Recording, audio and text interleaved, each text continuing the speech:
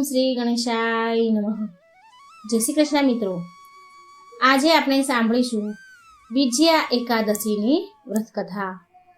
મહા મહિનાની એકાદશી, છેલ્લી એકાદશી મહા મહિનાની વિજયા એકાદશી। તો આ એકાદશી મિત્રો ભગવાન વિષ્ણુને ખૂબ જ પ્રિય છે। જો બની શકે તો આ દિવસે વ્રત ઉપવાસ કરવા જોઈએ, અને જો આ તમારી શારીરિક ક્ષમતા ઓછી હોય તો ફરાળ ખાઈને પણ રહેવા જોઈએ, અને છતાં પણ ન થઈ શકે તો પણ કંઈ વાંધો નહીં। પણ આ દિવસે ભગવાન શ્રી હરિ વિષ્ણુની, શ્રી કૃષ્ણની કે કોઈ પણ ભગવાન શ્રી હરિનો અવતાર જે પણ ભગવાન છે, સ્વામિનારાયણ છે, શ્રી કૃષ્ણ ભગવાન, બાલ ગોપાલ છે, તો એ ભગવાનના કોઈ પણ રૂપની તમે પૂજા કરી શકો છો। તો આ દિવસે જો વ્રત ઉપવાસ ન થઈ શકે કોઈ કારણોસર તો ભગવાનની પૂજા જરૂર કરવી જોઈએ, અને મંદિરે જઈને પણ બની શકે તો દર્શન પણ જરૂર કરવા જોઈએ। આ દિવસે ભગવાનની પૂજા કરવાનું અત્યંત પુણ્ય ફળ પ્રદાન થાય છે, અને ભગવાન આપણા સર્વ પાપ બળીને આપણને મોક્ષ પ્રદાન કરે છે। માટે આ દિવસે ભગવાન વિષ્ણુની પૂજાનું વિશેષ મહત્વ છે। તો બની શકે તો આટલું સવાર સાંજ પૂજા જરૂર કરવી, અને દાન દક્ષિણા જે તમારી ક્ષમતા હોય એ અનુસાર પણ થોડી ઘણી જે પણ બને એ પણ કરવી જ જોઈએ, અને આ વ્રત કથા પણ સાંભળી લેવી। જો આપણે એકાદશીનું વ્રત નથી પણ કર્યું તો પણ વ્રત કથા સાંભળવાથી પણ પુણ્ય ફળ મળે છે, એ પણ વ્યર્થ નથી જતું। તો બને એટલો વિડીયો આ શેર કરજો, જેથી આપણા કારણે, આપણા માધ્યમથી બીજા કોઈ ભગવાનની કથા, એકાદશીની વ્રત કથા સાંભળશે તો એનું પણ પુણ્ય ફળ આપણને મળશે, એ પણ કંઈ ફોગટ નહીં જાય। માટે મિત્રો પૂરા મનથી ધ્યાનથી ભગવાનની આ વિજયા એકાદશીની કથા સાંભળજો, અને વિડીયો સારો લાગે તો લાઈક કરજો, શેર કરજો, અને આ ચેનલને સબસ્ક્રાઈબ કરવાનું ભૂલશો નહીં। સર્વ વ્રતોમાં ઉત્તમ એવી એકાદશીની વ્રત કથા આપણે સાંભળીએ। વિજયા એકાદશી વ્રત કથા। યુધિષ્ઠિર રાજા પૂછે છે, હે કૃષ્ણ સાગર, હે વસુદેવના પુત્ર, કૃષ્ણ ફાગણ મહિનાની કૃષ્ણ પક્ષને વિશે કયા નામની એકાદશી આવે છે તે મને કહો, પ્રસન્નતાથી કહો। ભગવાન શ્રી કૃષ્ણ બોલ્યા, હે રાજાઓના ઇન્દ્ર યુધિષ્ઠિર રાજા, ફાગણ મહિનાના કૃષ્ણ પક્ષને વિશે જે એકાદશી આવે છે તે એકાદશીનું નામ વિજયા છે, અને એ વિજયા એકાદશી પોતાનું વ્રત કરનારાઓને સદા જય દેનારી છે। નારદજીએ કમળની ઉપર બેઠેલા બ્રહ્માને સર્વ પાપોને હરનારું અને ઉત્તમ એવું આ વિજયા એકાદશીનું મહાત્મય પૂછ્યું હતું। તો હે દેવોમાં શ્રેષ્ઠ બ્રહ્મા, ફાગણ મહિનાના કૃષ્ણ પક્ષને જે એકાદશી છે તે વિજયા નામે પ્રસિદ્ધ એકાદશીની તિથિ છે, તે એકાદશીનું વ્રત પ્રસન્નતાથી કહો। એ રીતે નારદજીના પૂછવાથી બ્રહ્માજી બોલ્યા, હે નારદ, પાપને હરનારી ઉત્તમ કથા જે તમને હું કહું છું એ સાંભળો। પુરાતન એવું પવિત્ર અને પાપને નાશ કરનારું જે આ વિજયાનું વ્રત છે તે વ્રત મેં કોઈને પણ કહ્યું નથી। આ વિજયા એકાદશી માણસોને જય દેનારી છે, એમાં કોઈ પણ સંશય નથી। પૂર્વ રામચંદ્રજી તપોવનને વિશે ગયા હતા, અને તે તપોવનની અંદર 14 વર્ષ સુધી સીતા અને લક્ષ્મણ સહિત પંચવટીમાં વસ્યા હતા।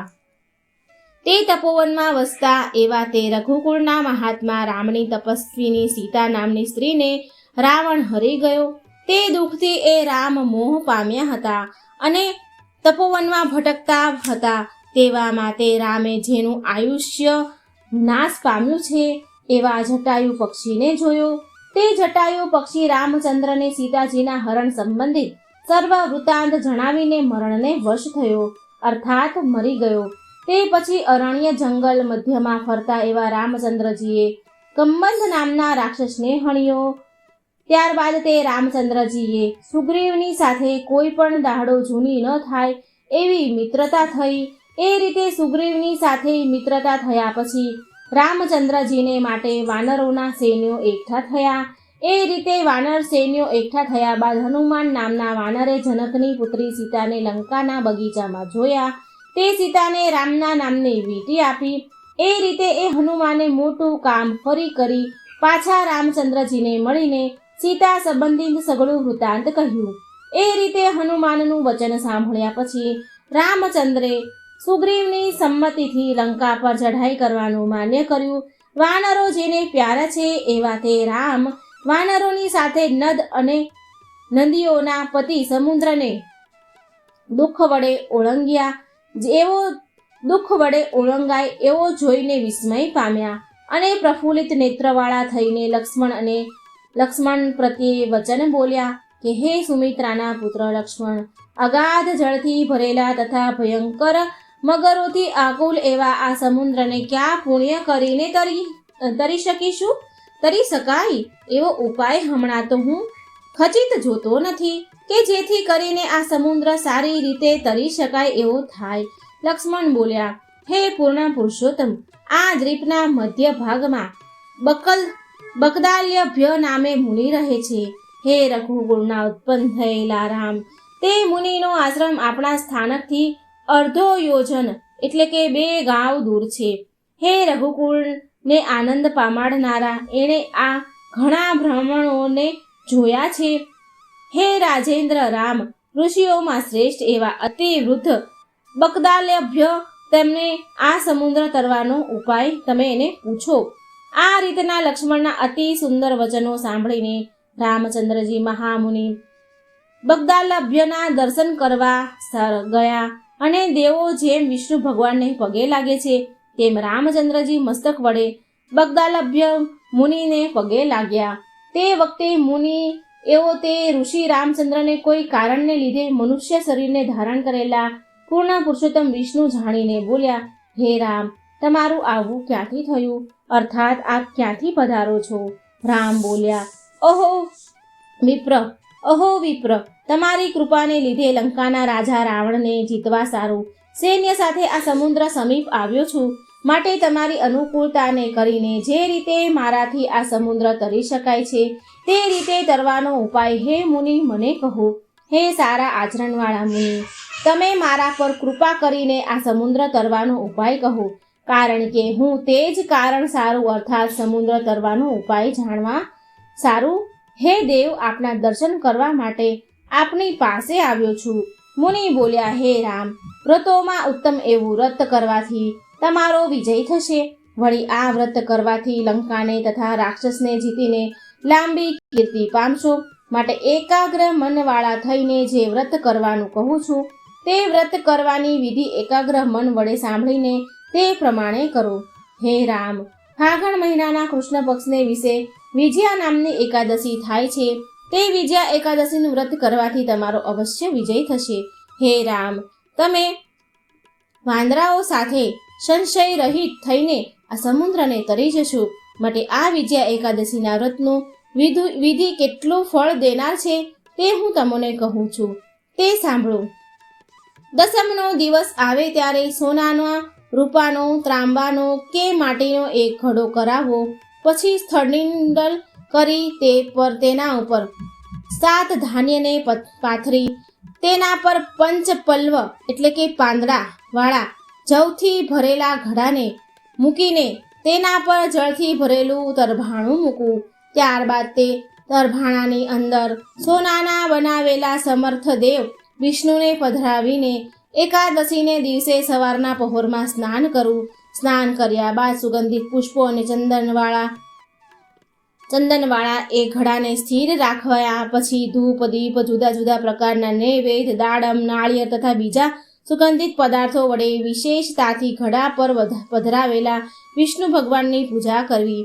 હે રામ, ઘડા પર ધરાવેલા વિષ્ણુ ભગવાનની આગળ તે દિવસ ભક્તિ ભાવથી વિતાવવો. વળી બુદ્ધિમાન માણસો તે ઘડા પર પધરાવેલા વિષ્ણુ ભગવાનની આગળ તે રાત્રે જાગરણ પણ કરવું.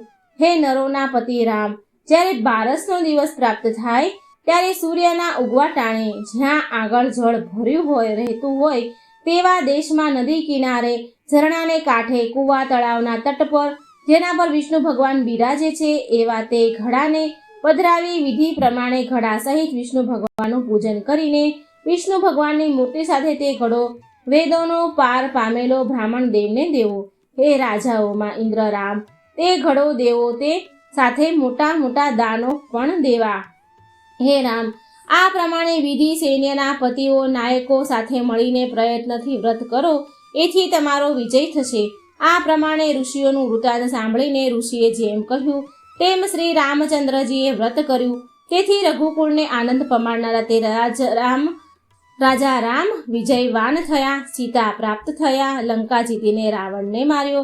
હે યુધિષ્ઠિર રાજા, આ વિધિથી જે નરો વ્રત કરે છે તે નરો આ લોકમાં જઈ પામીને અક્ષય એવા પરલોકને પામે છે.